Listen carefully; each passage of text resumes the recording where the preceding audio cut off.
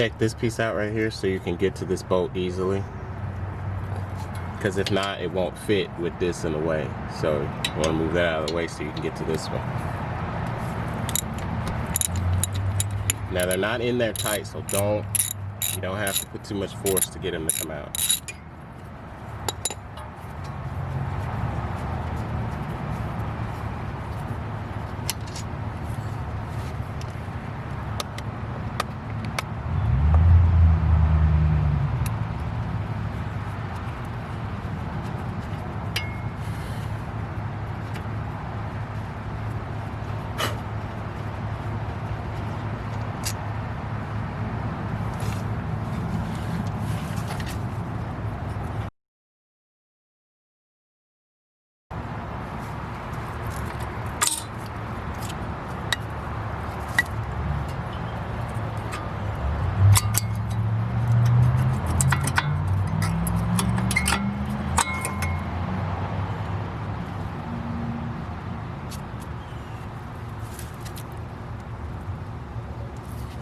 See, this right here is what makes that squeaking noise when you step on your brakes, and it makes that squeaking noise. This is the guide to let you know that it's time to change your brake pads. This rubs against the back of this, which makes that squealing noise. As you can see, they were just about to start making that noise. It was just about time to change it.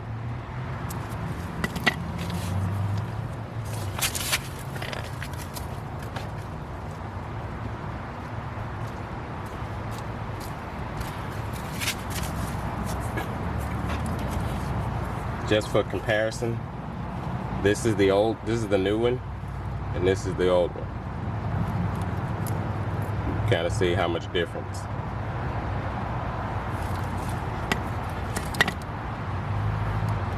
Gloves would be good with this because you're not supposed to touch your rotor with your hands. You put all kind of oil and grease on your hands. But after I get finished, I'll clean it up with brake cleaner. So this little guide goes on the back side, and the one without, this one doesn't have one, it goes on the front side. And I'm not touching the pad surface with my hands.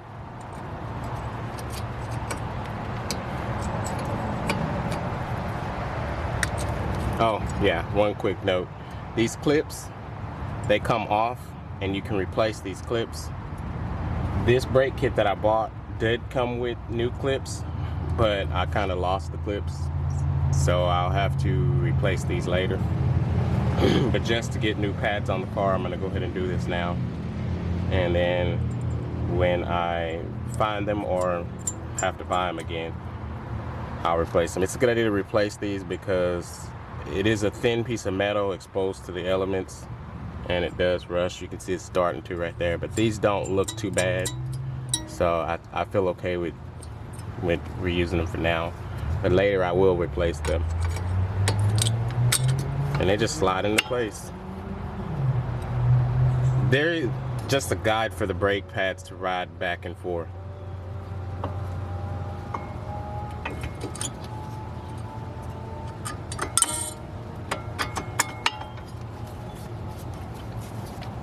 And that's all it is to it.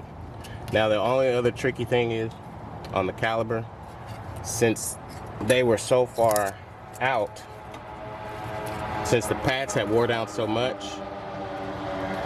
I have to back the camera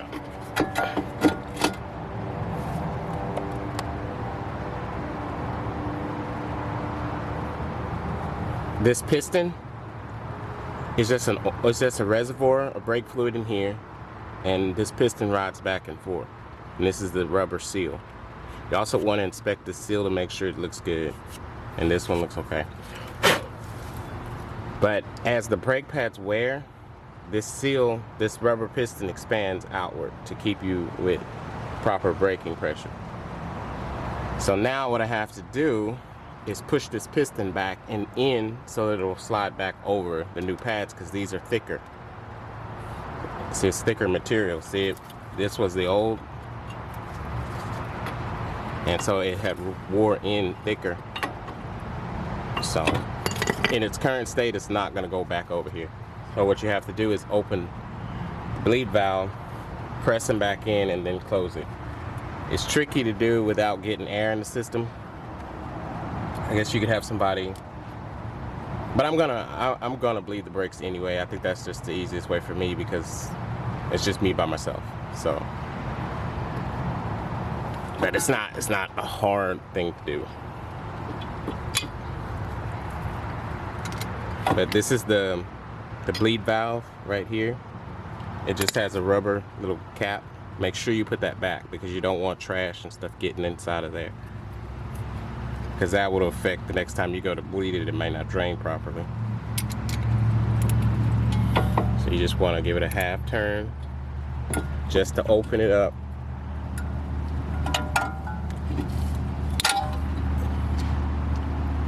And you'll notice when fluid starts to come out. Now, the other thing you have to do is physically push this piston. You have to push this back into place. And as you push, fluid's gonna come out of here. So it's gonna be a messy thing to do.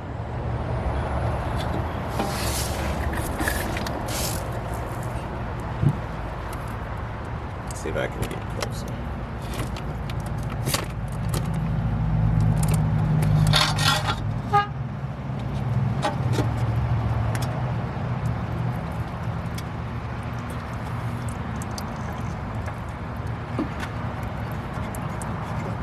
Okay, now I'm holding pressure on the piston as I'm tightening this back up to try to reduce the amount of air that's getting in. Sorry about that. Okay.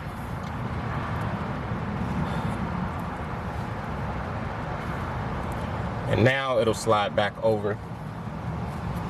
Now it'll slide back over the new brake pads.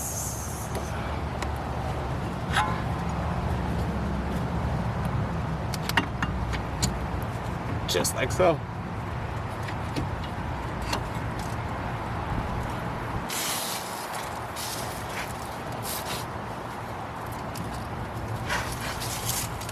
And that's all it is to it. Remember to put this back in its place. This little rubber thing just slides back into place. And these two bolts go back. Now these things, they go in and out, so just don't pull them all the way out because there's a piston in here. If you do pull it out, it will go back in there. See, this is just a rubber seal to protect because it has grease in there. But try not to pull it all the way out. But you're gonna want to press it down, press the one on the bottom.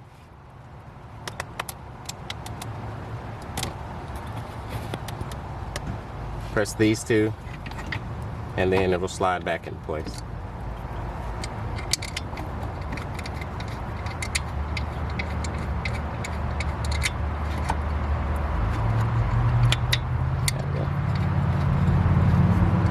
I like to start them both, get them both going before you tighten. There you go. That way you can kind of avoid cross-threading and stripping your threads. You should be able to tighten it all the way up by hand. You should be able to twist it all the way up. If you can't do that, then you want to back off because you probably got it in there wrong. And I got ahead of myself right here.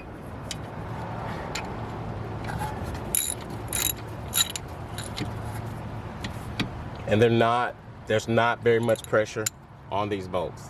So don't go cranking these things all the way down because you will strip them. I've done this enough times to know just about how much pressure to put on them. But I will look up the torque specs for anybody who's curious, and I'll put it in the video.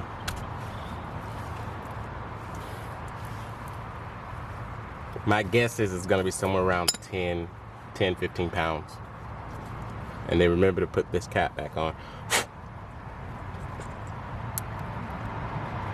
And that's pretty much it. And that's your brakes done. Only thing else we're gonna do later is bleed the brakes, but that takes 2 people, so I have to wait to do that.